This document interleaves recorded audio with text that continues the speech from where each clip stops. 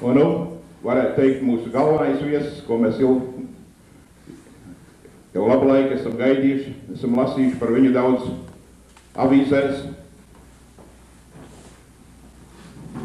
Jauneklis, kas nav baidījies, kā saka, stāvēt uz mūriem Latvijā, lai prasītu Latviju tautai brīvību.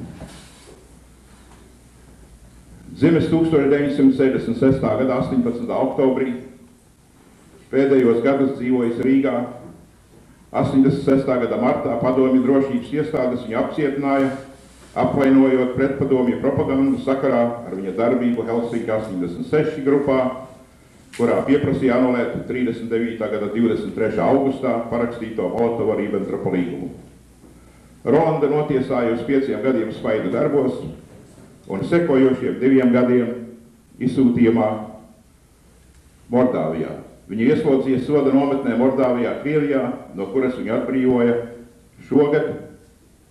tikai šogad februārī. Latvijā atgriezdamies, Rolands turpināja darboties Helsinki 86 grupā, un pēc 14. jūnija demonstrācijas Rīgā pie Brīvības pieminekļa viņu izraidīja no Latvijas. Man ir liels gods sveikt šovakar Latviešu namā Rolandu Silaraupu.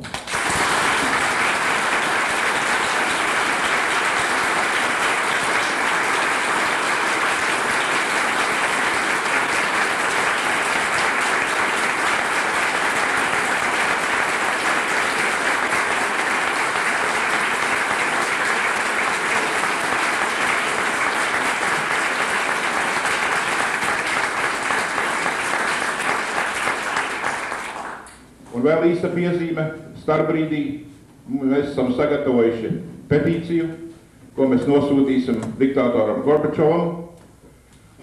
Varbūt viens otrs no jums jau zina, varbūt nezina, kad mūsu Helsinki 86 grupas Helsinki vadītājs Mārtiņš Grantiņš ir smagi slims, piekauts, atrodas centrāla cietuma slimnīcā. Un mēs jau esam darījuši, ko mēs esam varējuši, esam zvanījuši uz Chicago Tribune, kas ir laiduši telegramu uz Maskavu, lai kaut ko dara viņa labā. Viņš ir ļoti, ļoti slims patreiz, un nezinu, kāds viņa stāvoklis būs priekšdienās. Varbūt tās Rolandam, ja kādam citam ir kāda tuvāka informācija, bet tas pēdējais, ko mēs esam saņēmuši. Un tagad es nododu moderātoram, prāvestam vadīt paneli.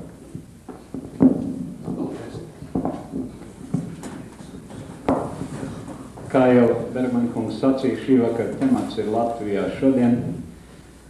Pirms mēs pie tā ķeramies pāri praktiski norādījumu. Vispirms katram runātājam no mūsu tālajiem viesiem mēs dosim 10 minūtes ievadam. Vita un es, mēs esam vairāk vai mazāk vietējiem, mēs atbildēsim, ja vajadzēs kādu jautājumu, bet nekādas ievadrunas neteiksim. Pēc Rolanda Silaraupa un Anta Lejiņa ievadu vārdiem vispirms atļausim pārējiem paneļu locekļiem uzstādīt savstarpēji jautājumus, ja tādi būtu, pēc tam jautājumus no klausītājiem. Jautājums varēs iesniegt arī ar rakstu, ja kāds to vēlas. Man ir papīra blociņš un pie kases ir citi papīra blociņi. Bet rakstītiem jautājumiem ir jābūt ar parakstu. Anonīmus jautājumus neviens neatbildēs. Tālāk, tie, kas nevēlaties jautājumus rakstīt, bet tos tieši mutvārdiem pasacīt, es lūdzu arī tikai jautāt, bet neteikt runas. Dažkārt ir piedzīvots, kad norunā 10 minūtes un tad divu vārdu jautājumu pasaka. Tāda kārtība netiks pieļaut. Un, kā jūs zināt, es nekaunos un nebaidos runātājs pārtraukt, ja ir iemesls to darīt. Tā kā lūdzu to ievērot. Pēdējais ziņojums ir tas, ka šī vakara ieejas ziedojumi pēc tiešo izdevumu sekšanas visi ir novēlēti Helsinki 86 grupas vajadzībām. Un tie, kas vēlaties nodot lielāku ziedojumu un saņemt pret to kvīti, lūdzu pierakstaties pie kases uz ziedotāju listas tad jums organizācija apvienība piesūtīs kvītus, kuras ir derīgas arī aprēķinot nodokļus gada beigās. Paldies visiem ziedotājiem jau tagad. Un ar to ievadu es domāju, ka parasti paneļos ir jautājums, kādā secībā runātājiem ļaut runāt.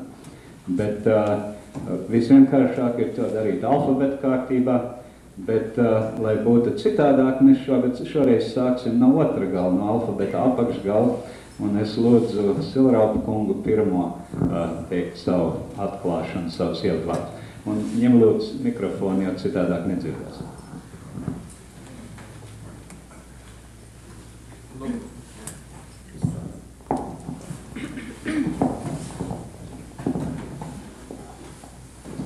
Es mazliet pastāstīšu par 18. novembri, par demonstrāciju Rīgā un pēc tam mazliet, kas būtu darāms tieši Latvijas labā tagad. Par 18. novembri es nezinu, kādas ziņas ir atnākušas līdz šejienei, bet ziņas ir tādas, ka jau vairākus mēnešus pirms 18. novembra komunisti mēģināja izjaukt latviešu rīkoto demonstrāciju. Viņi rīkoja vairākas sapulces darba vietās, kur aģitēja, lai cilvēki nepiedalās šajās demonstrācijās. Atklāti pa televizoru, radio un presē paziņoja, ka tie cilvēki, kas izies 18. novembrī ielās, ka tie atklāti parādīs savu pretpadomu nostāju un tādā veidā var tikt represēti. Bez tam darba vietās no tā saucamajiem īstajiem komunistiem tika gatavotas grupas, kuras piedalīsies demonstrācijā, tas ir pretamerikāņu demonstrācijā, un bija paredzēts, ka šā demonstrācija būs apmēram 10 000 cilvēku liela. 18. novembrī jau no paša rīta visa Rīga tika bloķēta, netika laists iekšā neviena automašīna no laukiem, no citām pilsētām, un visas automašīnas, kam nebija Rīgas numura, tika pagrieztas atpakaļ un, kā saka, aizsūtīts projām. Bez tam tika bloķēts arī viss Brīvības pieminekļa rajons, kā arī Nacionālais teātris, Rīgas opera, un pret Helsinki grupas locekļiem tika lietotas represijas, jo vairāk tika ievietot mājas arestā. Arestēti tika arī abi pazīstamie mācītāji Māris Ludvigs un Juris Rubens, un mājas arestā arī tika aizturēti vairāki simti cilvēku, kurus apcietināja pēc iepriekš sastādītiem sarakstiem. Tas nozīmē, kad pēc iepriekšējām demonstrācijām 14. jūnijā un 23. augustā, kad cilvēki tika fotografēti un tādā veidā ievērot, gan uzfilmēti. Šie cilvēki, tad arī aktīvākie, atradās mājas arestā. Bet, neskatoties uz visām lielajām represijām, tieši rīdzinieki, jāsaka, izgāja tomēr ielās, un viņu skaits sasniedza vairāk nekā 7000. Un Rīgā bija arī savesti daudz miliciju un armijas daļas no Krievijas, un viņas mēģināja arī izjaukt šo demonstrāciju, nelaid nevienu klāt pie pieminekļa. Bez tam tika ielās izvest arī šī pretamerikāņu demonstrācija, bet jāsaka, tā galīgi izgāzās, jo tajā piedalījās tikai 1,5 līdz 2000 cilvēku, pie kam šie cilvēki izskatījās ārkārtīgi nobijušies, un viņi visi bija ieslēgti miliču ķēdē, kura bija pastiprināta ar suņu apsardzi. Tā kā, lai neviens cilvēks netiktu viņiem klāt.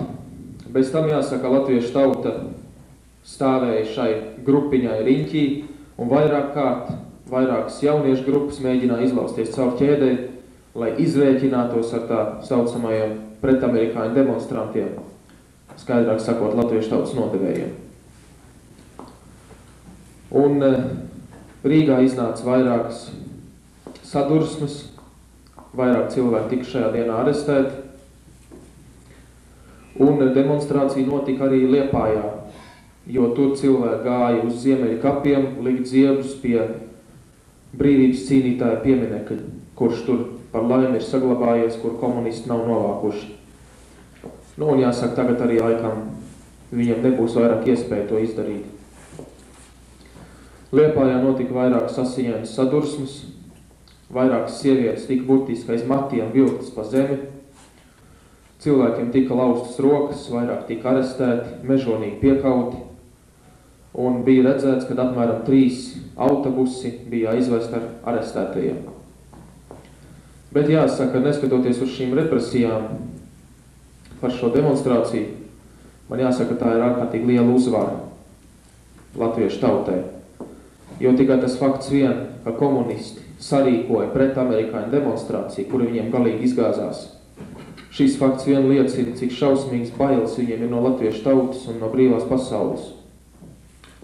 Bez tam latviešu tautai izdevās pierādīt pasaulē, kad, lai arī komunisti cik spēcīgi vien nepolējās izjaukt demonstrāciju un sarīkot savu, kurai pēc būtības vajadzēja būt lielākai, tad viņam tomēr šo izdarīt neizdevās, un latviešu tauta izjauc komunistu rīkoto demonstrāciju, un pasauli to uzzināja. Rīgas demonstrācijā bija klāt arī viens rietumu korespondents, viņš ir no Washington Post avīzes, un tas ir Garijs Lī. Viņš arī atspoguļo šo demonstrāciju avīzē jau nākošā dienā, ārkārtīgi precīzi.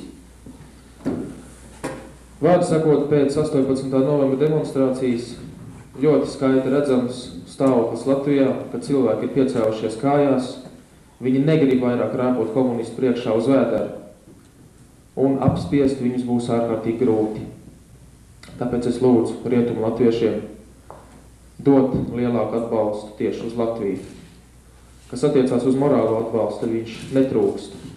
Morāls atbalsts ir gan no ārzemju raidstacijām, tas ir no Amerikas Balss un brīvās Eiropas raidītājiem, bet kas attiecās uz materiālo, tad viņš aizvien vēl ir stipri nepietiekošs. Man ir viens jautājums Rolandam. Jūs minējāt īstie komunisti. Kā tos var aprakstīt un cik tādu Latvijā ir?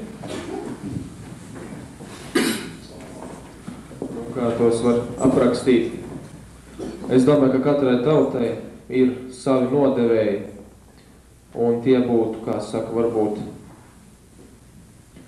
kur ir iestājušies, ne tikai iestājušies, protams, komunistu partijā, jo ne jau visi komunisti ir ļauni, varbūt dažs labs ir ļauns tāds, kuram nemaz nav tā komunistu vietu karta, bet kuri savu labumu dēļ sadarbojās tieši ar valdību. Un jāsaka, tāda ir ārkārtīgi maz, un to pierādīja demonstrācija arī, ka viņi spēja savākt tikai 2000 no visas Rīgas. Un bez tam jāsaka, tur bija iekšā ne tikai latvieši, bet arī krievi. Tā kā šis skaits ir ārkārtīgi mazs. Bet tie, ko jūs sakat, īstie komunisti, tie nav ideoloģiski pārliecināti par komunismu, marksismu. Nu, es godīgi sakot domāju, ka diez vai kāds vispār ir ideoloģiski pārliecināts par šo. Paldies. Man ir pāri rakstīti jautājumi jau iesniegt, bet diemžēl tie arī visi Rolandam jautāti. Un pirmais ir divdaļīgs. 47 gadus jau tauta okupētā Latvijā dzīvoja smagā apspiestībā. Kā radās 14. jūnija un 23. augusta demonstrācijas? Un otra daļa ir, kādi bija iemesli un kad sākāt līdzdarboties Helsinki 86 grupā. Viens ir personīgi jums pašam, otrs ir tāds vērtējums par notikumiem Latvijā. Nu, kā es sāku darboties, es sākšu to otro. Šeit nebija daudz laika, lai varētu pastāstīt par visu šo lietu. Nu, jāsaka, kad pirmo reizi iepazinos ar Grantiņu Čekas pagrabā, jā, man ir jāpiebilst, kad ievadrunā bija 2 kļūdas. Pirmā kārtā mani uztaisīja pa 1 gadu jaunāku. Tas ir ļoti patīkami. Un otra kļūda ir tā, kad es tiku apcietināts par darbību Helsinki grupā. Es tiku ielikts cietumā jau tad, pusgadu iepriekš, pirms Helsinki grupa vispār bija nodibinājusies. Un iepazinos ar Grantiņu Čekas pagrabā. Un pēc tam, kad iznāca ārā no cietuma, tad iestājos Helsinki 86. Nu, otrais jautājums, kā bija 14. jūnija un 23. augusta demonstrācijas? Es gribu vienkārši pateikt to, ka vienkārši tauta vairāk nevar ciest to, ka viņi apspiež. Un tas, kas notiek demonstrācijās, tas pilnīgi tagad apliecina to. Neskatoties uz represijām, neskatoties uz zvērīgajām piekaušanām un brutālo izrēķināšanos, cilvēki vienalga iziet ielās un demonstrē un prasa brīvību un cīnīsies. Un, kā saku, un cīnīsies, un viņas nevarēs apturēt, kamēr vien viņi to varēs. Ja būs arī pietiekoši atbalsts no rietumiem. Paldies. Es domāju, pirms es eju tālāk pie rakstītiem jautājumiem, varbūt kāds no publikas vēlas jautāt. Lūdzu, mācītājs Liepkons. Mans jautājums ir Ronaldam Silaraupam. Kāpēc jūs izvēlēties Helsinku vārdu šai kustībai? Visi dzirdējāt jautājumu? Kāpēc Helsinku vārdu? Visiem ir zināms, kas notika Helsinkos 75. gadā. Tātad Helsinku cilvēktiesību nolīgums. Un tātad Helsinku grupa ir cilvēktiesību aizstāvēšanas grupa, kura cīnās par to, lai šīs cilvēktiesības tiktu ievērotas Latvijā un vispār. Un pie tam, jāsaka, komunisti paši parakstīja, padomu valdība parakstīja šo Helsinku nolīgumu. Tad mūsu uzdevums ir, lai piespiest viņus, lai viņi šos noteikumus arī izpildu, ko viņi paši parakstījuši. Paldies. Veitmaņ Jānis, lūdzu. Varētu pateikt, vai latviešu čekisti ir mīlīgāki par krievu čekistiem, ja otrādi. Mums te nav skaidrība, daži saka, ka tie ir daudz mīlīgāki un apējoties tā labāk par saviem tautiešiem. Lūdzu, pateikt. Es pateikšu tā, kad es atrados Čekā, tad mans pratinātājs bija majors Andris Strautmans. Es domāju, pēc vārdu un uzvārdu ļoti labi var pateikt, kas viņš tāds ir, vai ne? Un viņš man pateica tādu frāzi, kas arī, es domāju, katrs cilvēks to ļoti labi sapratīs. Viņš man pateica tādu frāzi: jums, tas ir domāts latviešu tautai, jums Staļina laiki bija tie sliktie laiki, bet mums tie labākie. Šīs cilvēks bija latvietis. Es pateikšu tā, ka dažs latvietis varbūt ir daudz sliktāks par kādu krievu, jo ne visi krievi tādu frāzi lietoja. Daudz arī mūs aizstāv. Kārkliņkons, lūdzu. Jautājums katram runātājam uz šīs romāžām. Jūs paši izraidīt no Latvijas un starpēt arī cik ļoti aktīvi cilvēki no Rožkalns un daži citi ir izraidīti no Latvijas. Vai nebūtu varbūt labsvarams, ka vajadzētu pretoties tādai izraidīšanai? Viens jautājums par Afganistānu. Vai dzirdēt gadiem, ka Latvijā kādi jaunieki apsakās iet uz sarkanā armiju, kādu sodiņiem nav? Pirmais jautājums. Man ir jāsaka tā, kad par šo izraidīšanu mēs jau faktiski arī nepārtraukt pretojamies, bet diemžēl tas nav tik vienkārši, kā to var izdarīt. Jo gluži vienkārši tad, kad izraidīja mani ārā, tad man pateica tā, vai es teikšu tieši tā, kā viņi teica, vai tu vāksies uz rietumiem, ja mēs pāris dienu laikā tevi izrēķināsimies, tas ir nogalināsim. Rožkalnam bija tieši tas pats, un arī Heinim Lāmam un Edmundam Cirvelim.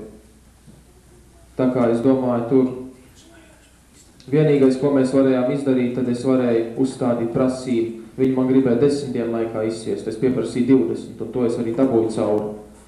Mēs varam izmantot šo izraidīšanu, kā piemēram to izmantoja Rožkalns, dabūnot ārā ģimeni, kas tika represēta, un tā ir Ginteru ģimene.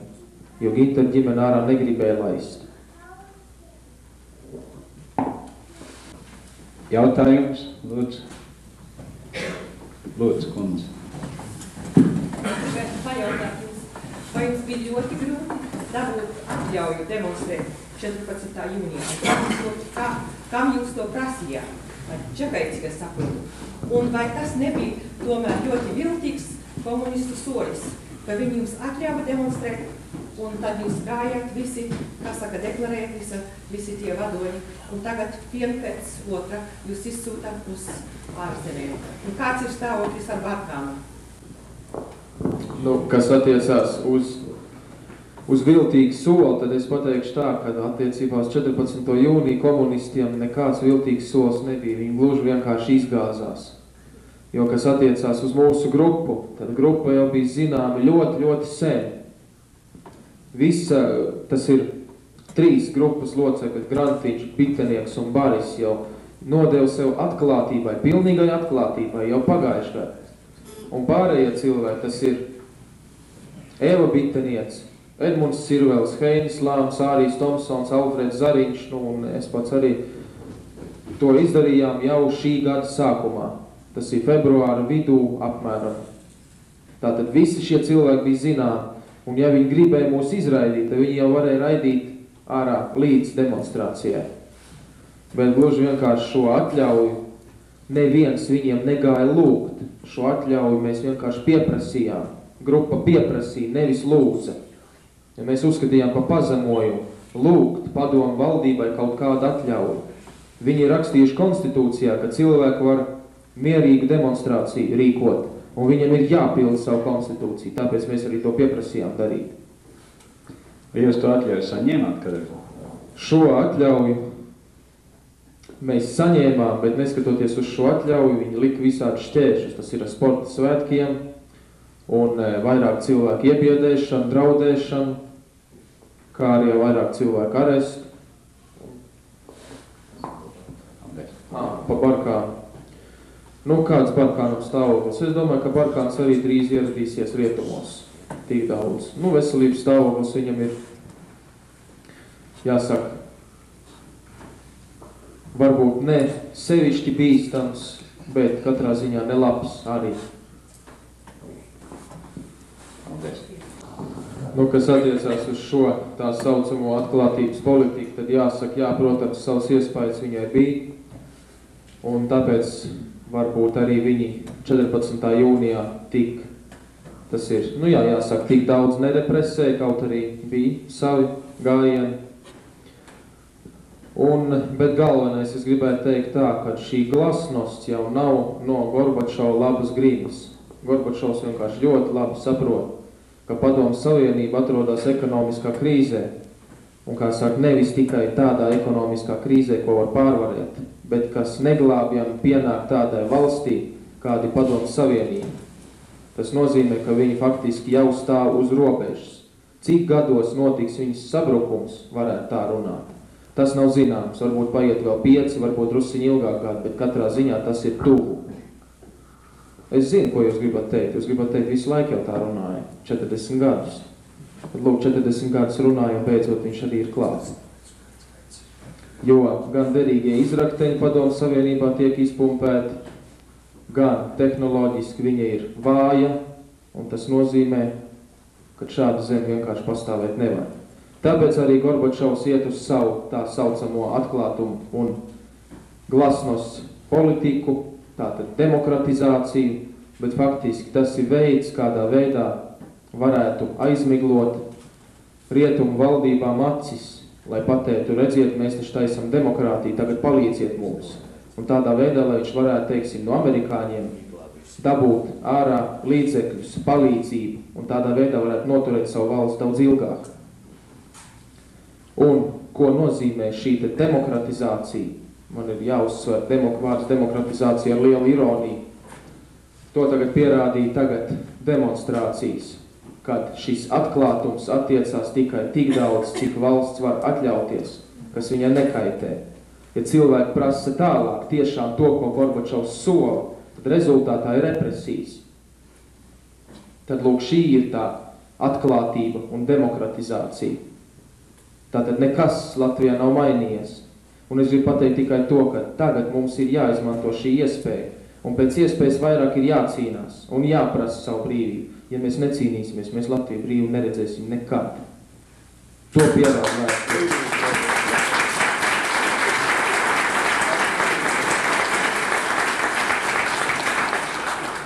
Tas ir interesanti, ka Garzarā 3x3 kurs politiskajā, nacionāla politiskajā panelī es sacīju, ka bez asins upuriem brīvība neviens latviešu tautai nedos, tad man sacīja bū, un tagad jūs aplaudējat, es esmu priecīgs par to. Bez asins izliešanas, bez asins upuriem neviena tauta savu brīvību nav iegūs, un arī latviešu tauta neiegūst pirmo reizi, nedz iegūst arī otru reizi, diemžēl. Jautājums, skatoties Padomu Savienības struktūrā, kas ir Gorbačova īstais spēka avots? Čeka, armija, milicija? Nu, īstais spēka avots, protams, kā saka, balstās uz durkļiem, bet ne tikai. Spēka avots ir tas, kad ir izdevies iebiedēt tautas, un tagad tautas savu baiļu barjeru ir pārvarējušas. Un ko tagad? Tagad ir redzams, ka viņi vairs neko nespēja darīt pret to. Viņam nav līdzekļu vairāk.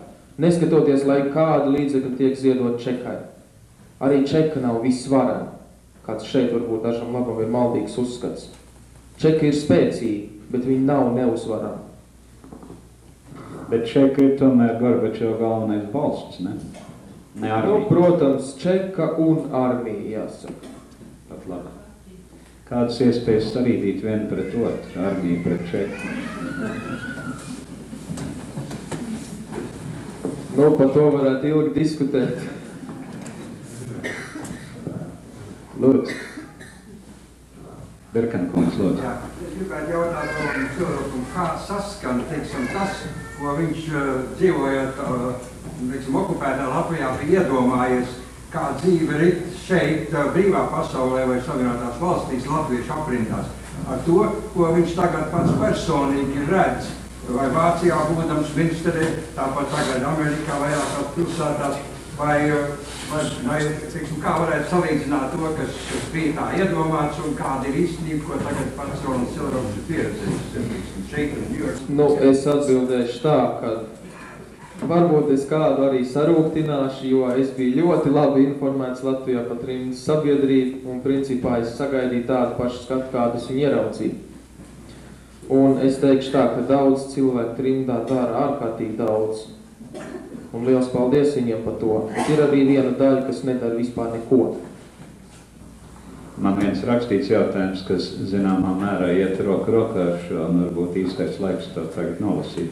Un tas arī Rolandam jautāts. Jūs droši vien ir zināms trimdas sāpīgais sakara jautājums. Tiek sūtīti labi latviešu mākslinieki vienības. Kāpēc un kāda iemesla dēļ tas tiek darīts? Vai komunisti Latvijai ir tiešām tā norūpējušies par trimdas latvisko kultūru? Nu, ko man jāatbild? Man jāatbild, protams, ka tas netiek sūtīts tam dēļ, lai uzlabotu trimdas latviešu kultūru. Tas ir viens. Un to, es domāju, katrs saprot. Bet es domāju tā, ka, kas attiecās uz māksliniekiem, tad mums nevajag viņus atraidīt. Mums ir jāpieņem, piemēram, Malas savu brauciens. Mums viņi ir jāpieņem. Mums ir jāpastāst par dzīvi šeit, jāprunājas ar viņiem. Bet kāpēc dažās pilsētās, piemēram, netika nociedāts Dievs svētī Latviju? Arī tas bija jāizdara. Viņam tas kaitējis nebūtu. Ne mazākā mērā. Un man jāsaka pat vairāk, ka daudz cilvēku noteikti no šī kora pat gaidīja to. Un viņi to nesadzirdēja. Kāpēc? Es ceru, ka nākamreiz tas beidzot notiks.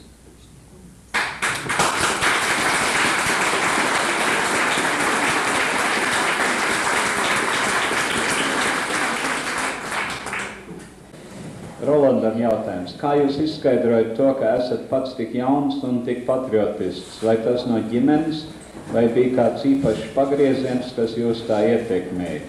Vai caurmēra latvietis Latvijā jūs pazīst, zina, kas ir Rolands Silerovs? Nu, uz to beigu daļu jāsaka, faktiski jāprasa nevis man, bet latviešiem Latvijā. Un tas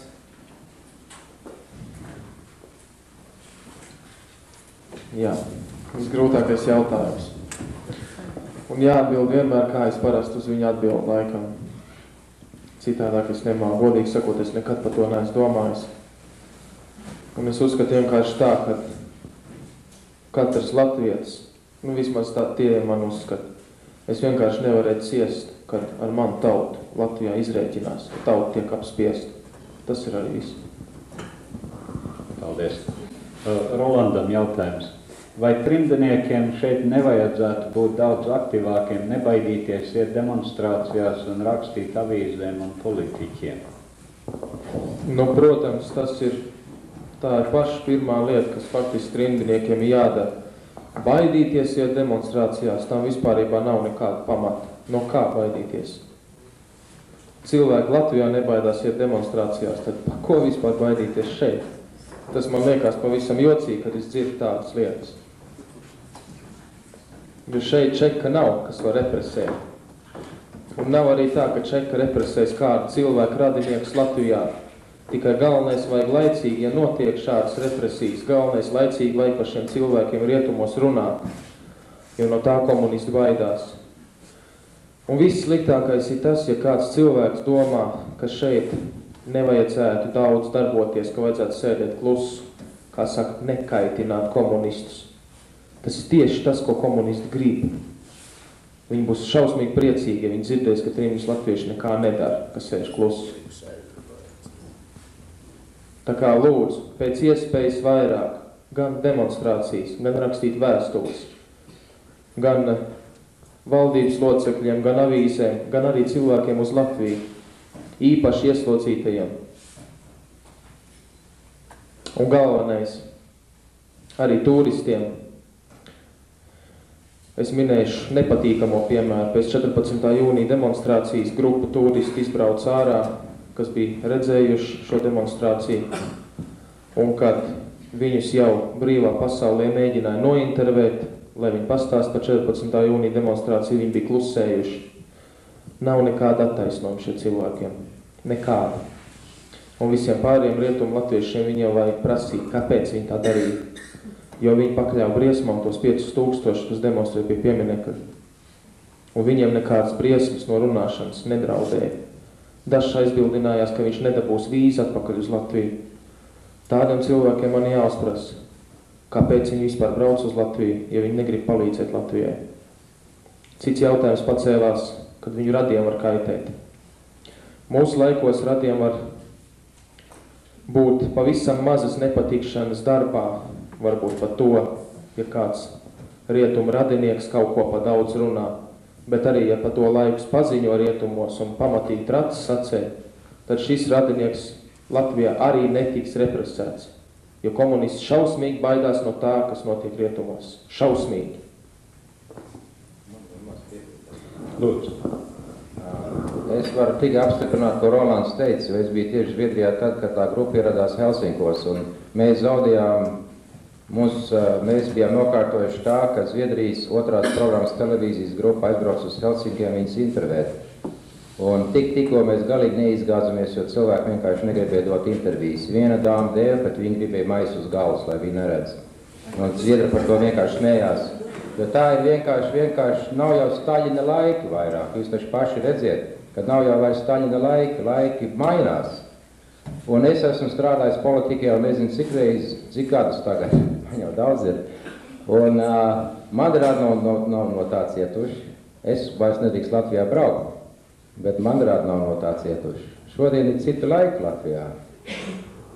Bez tam es arī pateikšu vairāk. Es domāju, ka mazlietiņ darbojies pret komunistiem, es pats arī tomēr esmu. Un man Latvijā ir māte un māsa ar 2 bērniem. Šis ir ārkārtīgi svarīgs jautājums, un kopš es neesmu Latvijā bijis, tad man negrib ticēt. Bet es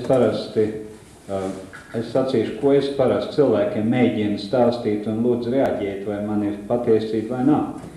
Tas, ka vispār mūsu ļaudīm dod vīzas iebraukšanai Latvijā, nav tāpēc, ka partijas vīriem patiktu latviešu turisti un latviešu tautē, ko labi vēlēt, bet gluži vienkārši finansiāls aprēķins, tie dolāri, ko mēs ievedam, un kamēr viņiem tie dolāri būs vajadzīgi, tikmēr viņi vīzas dos.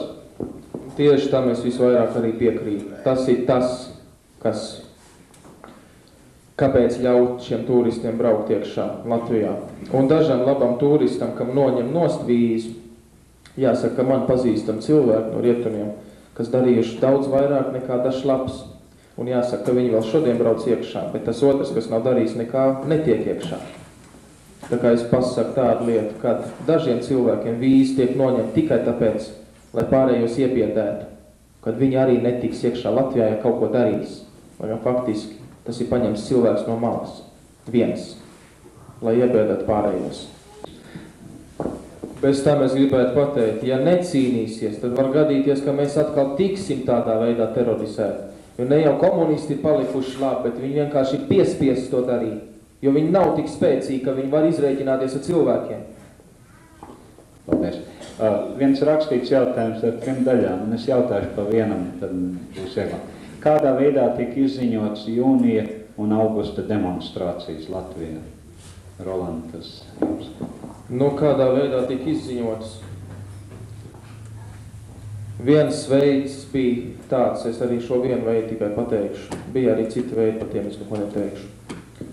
Viens veids bija šāds, kad mēs sagatavotos dokumentus par demonstrācijām izsūtījām ārā uz rietumiem, cerībā, ka par rietumu raidstacijām viņus nolasīs.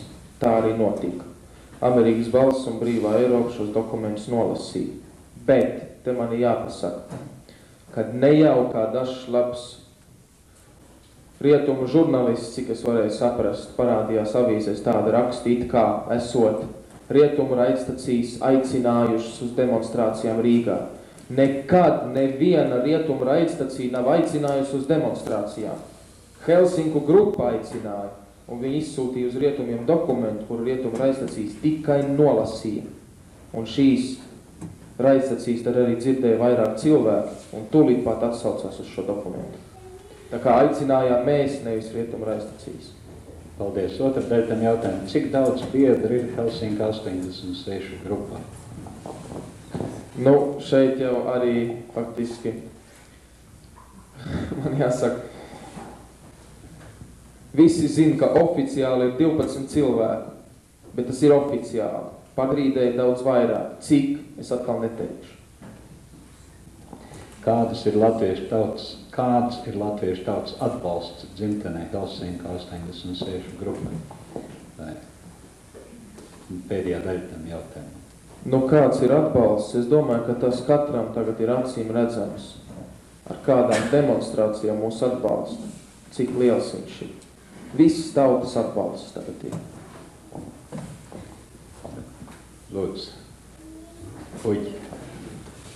Vai varētu kāds no paneļa sīkāk izstāstīt, vai kaut kas zināms par Linarda Grantiņa interviju Latvijas televīzijā, vai arī par tādām reizēm, kādi no Helsinki grupas dalībniekiem ir rādīti Rīgas televīzijā, Latvijas televīzijā? Rādīts ir tikai viens pats Linards Grantiņš, jo viņš pēc 23. augusta demonstrācijas Rīgas centrāla cietumā tika šausmīgi nežēlīgi piekauts. Bez tam es domāju, ne tikai piekauts, jo es Linardu Grantiņu ļoti labi pazīstu, viņš ir mans draugs. Šo cilvēku ar mazu piekaušanu iespaidot nevar. Viņš ir piekauts tā, kad viņam bija jāuzstājās televīzijā, lai glābtu savu dzīvību un varbūt pat arī sazāļots. Cik es zinu, tad viņam droši vien ir laustas vairākas ribas. Viņš ir saticies ar savu sievu, un uz tikšanos viņš nav atnācis pats, viņš ir atnests. Un krēslā viņš nav varējis vispār pat pakustēties. Tā ir ar Linardu Grantiņu. Kas attiecās uz citiem Helsinki grupas locekļiem. Tad pēc 23. augusta demonstrācijas, kad avīzēs ievietoja apmelojošus rakstus pret Helsinki grupu, tad vairāk tās locekļi un atbalstītāji, piemēram, viens no tiem mācītājs Māris Ludvigs, Jānis Roškalns, Jānis Barkāns, Juris Ziemels un Edmunds Cirvels pieprasīja uzstāties televīzijā, lai varētu iziet atklātā dialogā ar tautu un komunistiem. Viņiem šo dialogu, protams, noliedza. Kāpēc? To jūs paši labāk sapratīsiet. Jautājums? Lūdzu, Kārkliņa kundze.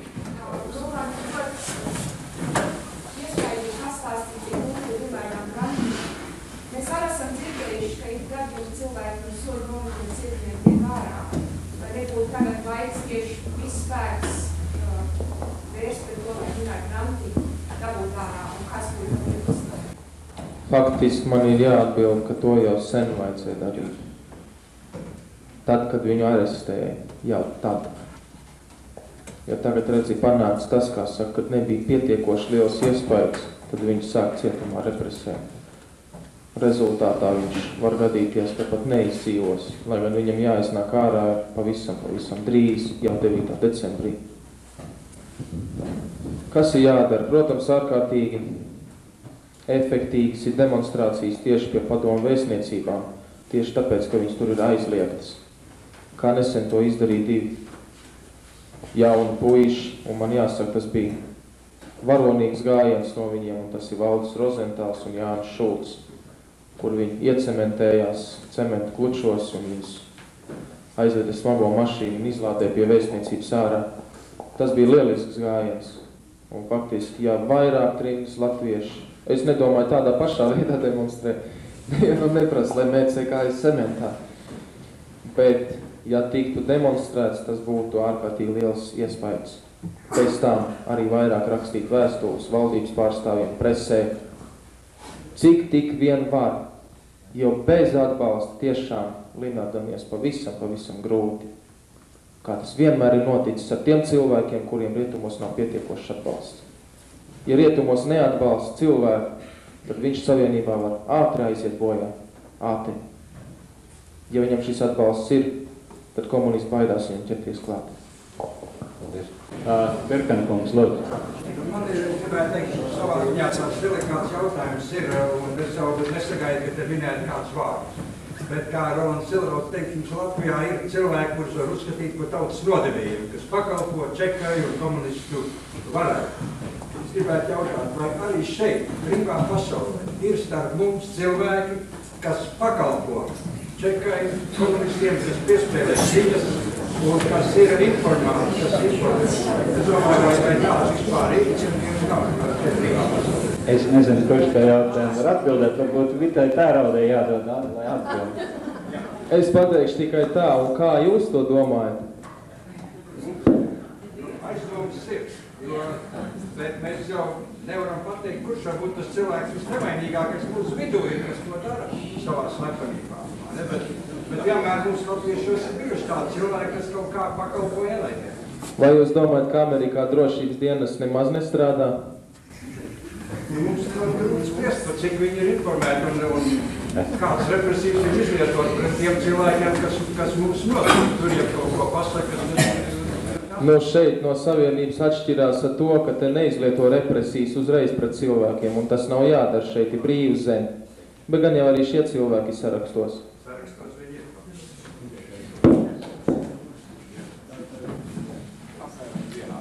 Nākošais jautājums.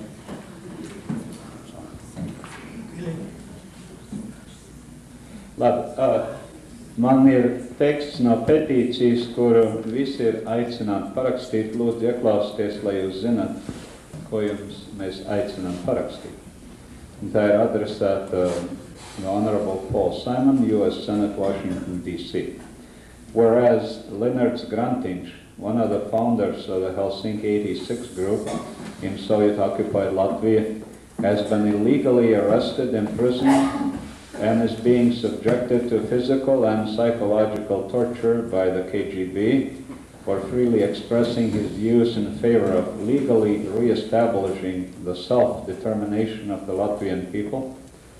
Whereas this physical and psychological torture now threatens the life of Linards Grantiņš, whereas this illegal repression is in direct contradiction with the Helsinki Accords and General Secretary Gorbachev's invitation to exercise freedom of expression via his glasnost policy, we, the undersigned, in furtherance of the humanitarian sections of the Helsinki Accords, urge you to contact General Secretary Gorbachev and other Soviet authorities to condemn these repressive actions and demand the immediate release of Linards Grantiņš.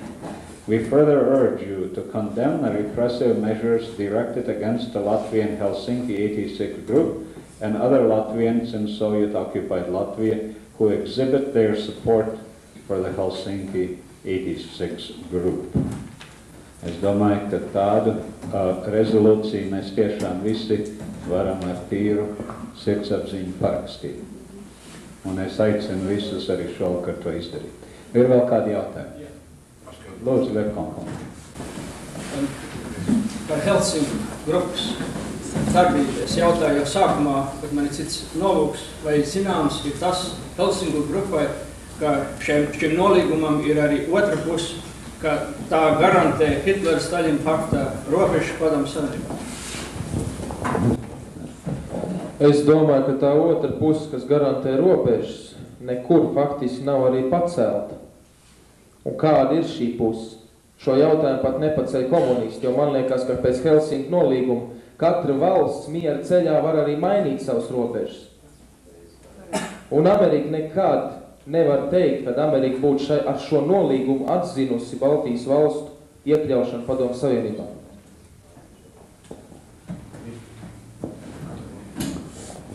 Es gribēju arī uzsvērt, ka Helsinku nolīgumā robežu maiņas nav noliegts, viņas ir tikai noliegts vardarbības ceļā. Miera ceļā var, un Helsinku nolīgums arī garantē pašnotiekšanās tiesības. Jautājumi? Nav vairāk? Paldies. Tādā gadījumā sacīsim lielu paldies. Ilmārs vēl grib vienreiz atgādināt, ka visiem jāparakstās. Tas, ko prāvests Vārsbergs nolasīja, bija apmēram vienāds teksts visām 5 vēstulēm, bet tās vēstules ir adresētas viena prezidentam Reiganam.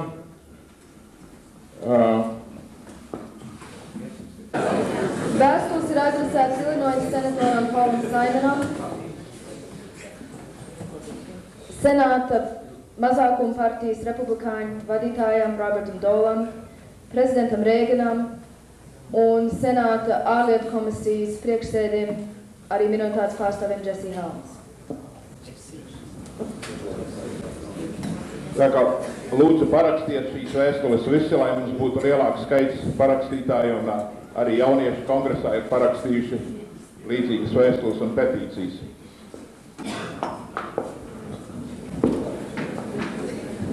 Paldies, Silraupa kungs, paldies, Līga kungs, paldies, Tērāda Jaunkungs par šī vakara jautājumu atbildēšanu un jūsu sniegumu. Es ceru, es domāju, es esmu pārliecināts, ka mēs visi esam daudz ko ieguvuši. Paldies jums, lai Dievs palīdz un svētī jūsu darbu latviešu tautas labā nākotnē. Paldies visiem!